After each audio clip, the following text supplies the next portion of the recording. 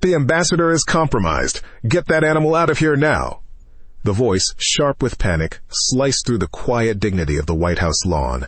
This meeting is over, but in the center of the chaos, the president simply held up a hand, his voice calm and steady. Stand down, he commanded. Everyone, just stand down. Before we dive into this incredible moment, we'd love to hear from you in the comments. What do you believe is the most important quality in a true leader? The air on the South Lawn that afternoon was thick, with more than just summer humidity. It was heavy with the weight of international consequence. On one side of a small, ornate table sat President Donald Trump, his signature red tie, a slash of defiant color against his dark suit. Opposite him sat Ambassador Klaus Richter, a man who looked as if he'd been carved from granite, stern, unyielding, and representing a nation whose partnership was critical to a new global trade alliance. The negotiations had been grinding on for hours. For every step forward, Richter would find a reason to take 2 steps back. He was a man of rigid protocol, of unbendable rules. Standing a few feet behind him was his American counterpart, a protocol officer named Harrison, the man in the purple tie, whose job was to ensure everything went perfectly. Harrison's face was a mask of taut anxiety, his jaw clenched so tight it looked like it might crack. Nearby, a small group of White House staffers watched from a respectful distance. Among them was Sarah, a junior aide in a simple light blue dress, and her colleague, both trying to appear calm while their careers felt like they were hanging in the balance. At Sarah's feet, sitting with the patience of a saint, was Liberty, her golden retriever. The dog was a beloved, unofficial mascot of the West Wing, a furry bundle of unconditional optimism who was often allowed on the grounds to de-stress the staff. Today he was tethered to Sarah's chair, a silent, fluffy observer. The president was making a point about economic fairness, his hands gesturing to emphasize his words, when it happened. The latch on Liberty's tether, worn from countless pats and tugs, gave way with a soft, metallic click. For a moment, nothing changed. Then, sensing his newfound freedom and drawn by the low, compelling murmur of the president's voice, Liberty trotted happily onto the open lawn. Sarah's heart leaped into her throat. She shot a look at her friend, her eyes wide with panic. The women in the group froze. But it was too late. Liberty, with the innocent confidence of an animal who has only ever known kindness, trotted directly toward the negotiating table. He bypassed the president and nudged his wet nose affectionately against Ambassador Richter's trouser leg. The effect was instantaneous and terrifying.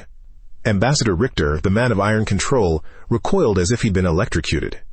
His face, moments before a neutral mask, went deathly pale. A strangled gasp escaped his lips, and his hands flew to his throat as he began to wheeze. His eyes, wide with shock, began to water and puff up.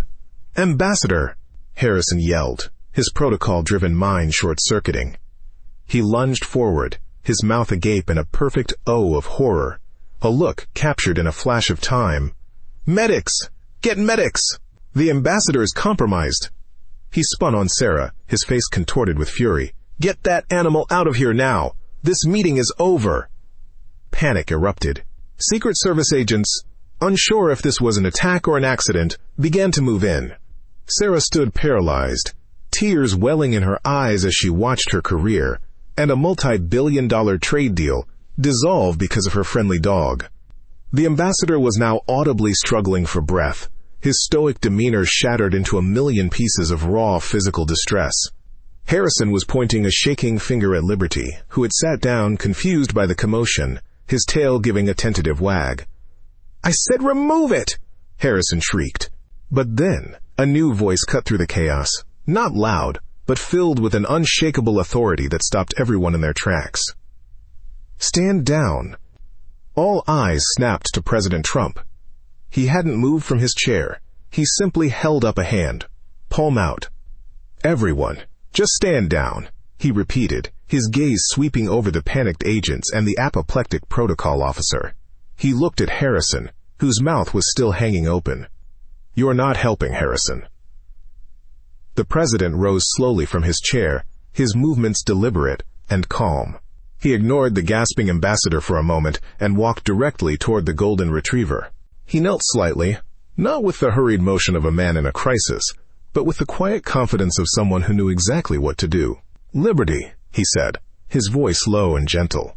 The dog looked up, its brown eyes full of trust. With me. It wasn't a command so much as an invitation. Liberty stood, shook his golden coat, and fell into step right beside the president, as if they were old friends out for a stroll.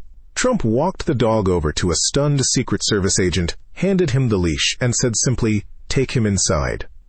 Find Sarah in 5 minutes and tell her everything is fine." He then turned back to the scene. Ambassador Richter was bent over, still wheezing, while Harrison hovered uselessly. The president retrieved a clean, folded handkerchief from his pocket and offered it to the ambassador. "Here," he said. Richter took it with a trembling hand, wiping his streaming eyes. The president didn't rush him. He just stood there, a silent pillar of patience, as the ambassador's panicked gasps slowly subsided into shaky but manageable breaths. The lawn fell into a profound silence, broken only by the distant hum of Washington, D.C. traffic. After a full minute, Ambassador Richter stood up straight. He was flushed, disheveled, and deeply embarrassed, but he was breathing.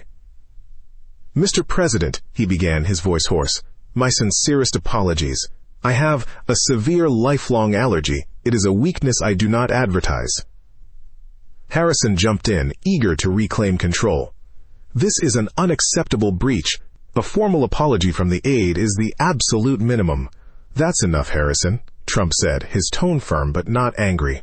He looked directly at Richter, his expression unreadable. "There's no need for apologies, Klaus, from anyone." He gestured to the empty space on the lawn where Liberty had been. "In negotiations, we plan for every contingency. We build walls of protocol and walls of words.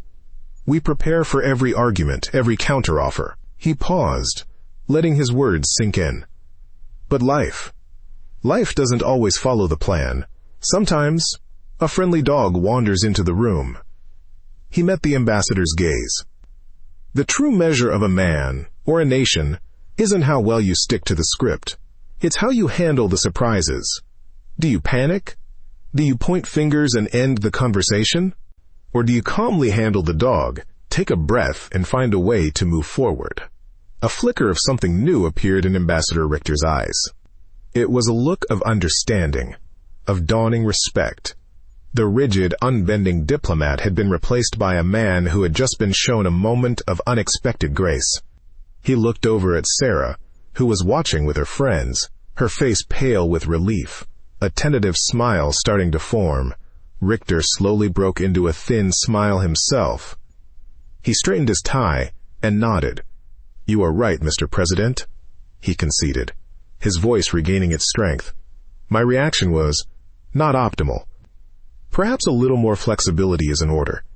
On all fronts." The tension on the lawn didn't just break. It evaporated. Harrison stood in stunned silence, his rulebook rendered useless. President Trump simply nodded and gestured back to the table. "Good," he said.